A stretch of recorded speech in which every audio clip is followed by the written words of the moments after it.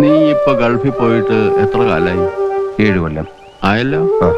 ഇതിനിടയില് നിന്റെ ചേട്ടന്മാർക്ക് ഒരുപാട് കാശ് നീ അയച്ചു കൊടുത്തിട്ടുണ്ടാവും. അത് ഉണ്ടോ ഇല്ലയോ? ഉണ്ട്.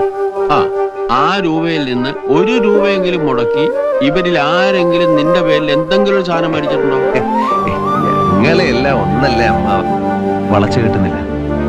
ബസ് ഇറക്കാൻ ചെറിയേട്ടനോ വലിയേട്ടനോ എന്നെ ഒന്ന് സഹായിക്കണം. സത്യം പറയാലോ, നിന്നെ സഹായിക്കണമെന്നുണ്ട്. പക്ഷേ ഇന്നലെയാണ് ഞാൻ പുതിയൊരു സ്ഥലത്തിന് അഡ്വാൻസ് കൊടുത്തത്. മിനിഞ്ഞാന്ന് വന്നിരുന്നെങ്കിൽ. മുരളി വിചാരിക്കുന്ന പോലല്ല, അബ്കാരി ബിസിനസ് ഒക്കെ ആകെ തകരാറില്ല. പ്രതീക്ഷിച്ചവരിൽ നിന്ന് എനിക്കൊന്നും കിട്ടിയില്ല, സ്നേഹം പോലും. അവരുടെ കുറ്റമല്ലായിരിക്കാം. ഈ ബന്ധങ്ങൾ എന്നൊക്കെ പറയുന്നത് അച്ഛനമ്മമാർ ജീവിച്ചിരിക്കുന്നത് വരെ ഉള്ളൂ.